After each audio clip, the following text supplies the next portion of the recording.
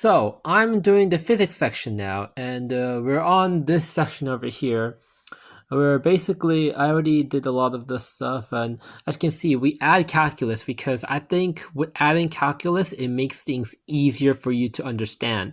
For example, if you understand that this is a curl and that's how you get conserved forces, then we can just bring in the curl and use it to understand what conserve is. It's so much easier this way. Now, the friction is more interesting. Is not conserved, as I said over here. The reason why is that the velocity vector is. I love this version of friction also. This is more intuitive because friction is the opposite of velocity. It's a direction vector that's opposite to it. It makes so much more sense when you actually look at it this way. Anyways. And you can see over here how I kind of did a mixed index notation with not index. Yeah, what doesn't matter. Anyways, if you look over here, it depends on velocity, so it cannot be conserved when you do a curl over here because you're just going to have a velocity vector over here that makes a value over here, and it will never be conserved. I mean, it can be conserved if everything is zero, and we can do a simple case of 2D. I just didn't do it, but basically there's the proof, I guess.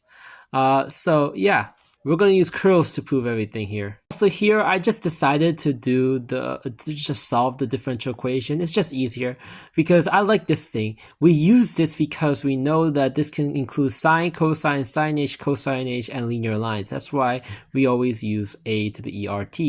And I decided that it's originally, I think I deleted it already, but the original idea was not do this and use guess and check method. That's the way you originally learn. And I just said, nah, we're just gonna go full hard mode into differential equations here and teach you the way you're supposed to actually derive this, because this is the Euler's method. Euler's equation allows you to get it because you know from here that k and m has to be positive because physical limits.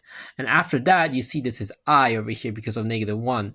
So I decided to do it this way. This way it's much more cleaner. The physics section is going to be much more fun, in my opinion, because it's much more visually popping, so you're much more understanding with the physics and everything. Again, this is one of my favorite parts too. We finally get to understand what the hell the ridiculous equations are used for.